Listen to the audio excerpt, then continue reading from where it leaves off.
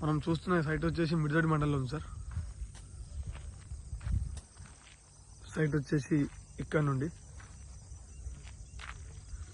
ఆ వెనకాల కనిపించే చెట్ల వరకు స్క్వేర్లో ఉంటుంది సార్. 20 గుంటల సైట్.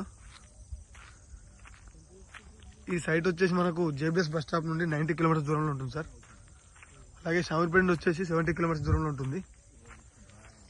గజ్వేల్ నుండి 34 కిలోమీటర్స్ దూరంలో ఉంటుంది సార్. ఇక్కడి వరకు ఈ సైట్ మనకు బీటీ రోడ్ నుండి ఒక 1300 మీటర్స్ దూరంలో మట్టి రోడ్ ఉంటుంది సార్.